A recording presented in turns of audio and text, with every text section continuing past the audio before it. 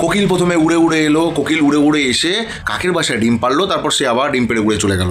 Robot কুকুর নিয়ে এখন আমাদের সোশ্যাল মিডিয়াতে হইচই পড়ে গেছে। কি এই রোবট কুকুর নিয়ে এত কেন আলোচনা হচ্ছে? একদম সোজা সিম্পল ভাষায় বলছি ভাই, আমাদের নয়াদিল্লিতে 2000 মানে একটা এআই সামিট অর্গানাইজড করা হয়েছিল আমাদের ভারত সরকারের পক্ষ থেকে।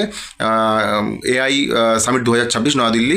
সেখানে বিশ্বের বিভিন্ন প্রান্ত থেকে মানুষেরা এসেছিলো, মিডিয়া এসেছিলো, তারা এসেছিলো কভারেজ করতে আমাদের ভারতে এআই কতটা উন্নত, এআই কতটা ভারতে কাজ হচ্ছে সেই জিনিসটা নিয়ে। বিভিন্ন রকম ইউনিভার্সিটি থেকে ছাত্রছাত্রীরা এসেছিলো, টিচার্সরা এসেছিলো, এসে তারা দেখাচ্ছিল যে আমাদের এআই কতটা আমাদের দেশের মধ্যে কার্যকারী হয়ে উঠেছে। তো এই জিনিসটা দেখাতে গিয়ে গালগাটিয়া ইউনিভার্সিটি বলে একটা বিশ্ববিদ্যালয় আছে, সেইখানকার এক মানে শিক্ষিকা, সেই শিক্ষিকা হঠাৎ করে দাবি করে বসে যে একটা রোবট কুকুর দেখিয়ে, যে এই রোবট কুকুরটা নাকি তারা তৈরি করেছে, তাদের ইউনিভার্সিটির থেকে তাদের ছাত্রছাত্রীরা তৈরি করেছে। এই জিনিসটা বলার পরেই শুরু হয়ে গেছে হইচই, যে চীন যে জিনিসটা তৈরি করেছে, যে জিনিসটা অনলাইনে কিনতে পাওয়া যায়, সেটা ভারতের এই ইউনিভার্সিটি কী করে দাবি করছে যে এটা তারা তৈরি করেছে।